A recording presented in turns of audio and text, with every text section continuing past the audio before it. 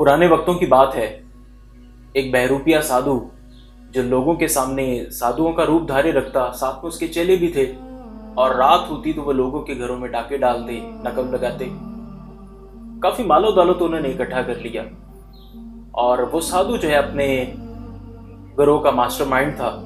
ایک دن ایسا ہوا کہ کوئی اسے پلان سوجا اور وہ اس کے بارے میں سوچ رہا تھا، اور رستے میں کہیں جا رہا تھا، اور اسی رستے پر ایک بڑھیا جھاڑو دے رہی تھی۔ اب وہ اپنے خیالات میں اس قدر مگن تھا کہ اسے نہیں پتا کہ بڑھیا جھاڑو دے رہی ہے۔ وہ اسی رستے پر چلتا چلا گیا۔ بڑھیا نے دور سے اسے دیکھ کے کہا کہ بھئی رستہ چھوڑ دو، لیکن آواز اس سادھو کے کانوں تک نہیں پہنچی۔ اس دوران وہ تھوڑا سا اور قریب ہو گیا۔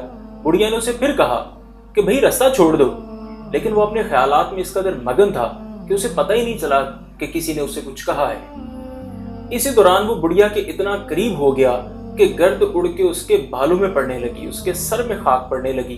تب بڑھیا نے بھی ناراضگی سے کہا کہ بھئی میں نے کہا رستہ چھوڑ دو، کیوں اپنے سر میں خاک ڈلوا رہے ہو؟